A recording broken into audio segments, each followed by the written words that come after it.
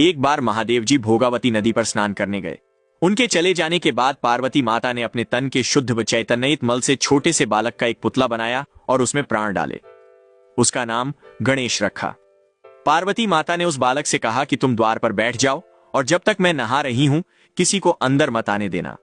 नदी में स्नान करने के बाद जब भगवान शिवजी वहां पहुंचे तो गणेश जी ने उन्हें द्वार पर ही रोक लिया। शिवजी ने बहुत समझाया पर गणेश जी नहीं माने। भगवान शिव वास्तव में क्रोधित हो गए और त्रिशूल का उपयोग करके उसका सिर काटकर भीतर चले गए। बाद में जब माता पार्वती को पता चला कि क्या हुआ तो वह भी बहुत क्रोधित हुई।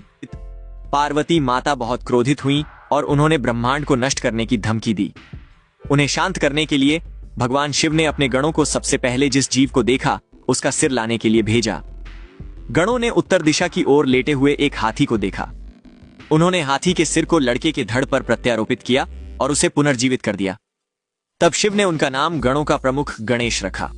देवताओं ने गणेश जी को तमाम शक्तियां प्रदान की और प्रथम पूज्य बनाया। यह घटना भाद्रपद माह के शुक्ल पक्ष की चतुर्थी को हुई थी, इसलिए इस तिथि को पुण्य पर्व गणेश चतुर्थी के रूप में मनाया जाता है। गणेश चतुर्थी के दिन यदि आप व्रत रखते हैं और गणेश जी की कोई विशेष कथा सुनते या पढ़ते हैं तो कहा जाता है कि इससे आपके किए गए बुरे कामों से छुटकारा मिल सकता है और आपका जीवन बेहतर हो सकता है।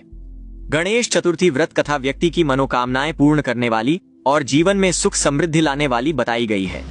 इनका प्रिय भोग मोदक है। कहते हैं कि मोदक के साथ ही साथ उन्हें मोतीचूर के लड्डू बेहद पसंद हैं। गणेश चतुर्थी के दिन प्रातःकाल स्नान आदि करके गणेश जी की प्रतिमा को सिंदूर चढ़ाकर षोडशोपचार विधि से पूजा करते हैं और दक्षिणा अर्पित करके 21 लड्डुओं का भोग लगाते हैं। इनमें से 5 लड्डू गणेश जी की प्रतिमा के पास रखकर शेष ब्राह्मणों को दान में देते हैं। गणेश जी की पूजित प्रतिमा को फिर एक उत्तम मुहूर्त में नदी या तालाब में विसर्जित किया जाता है।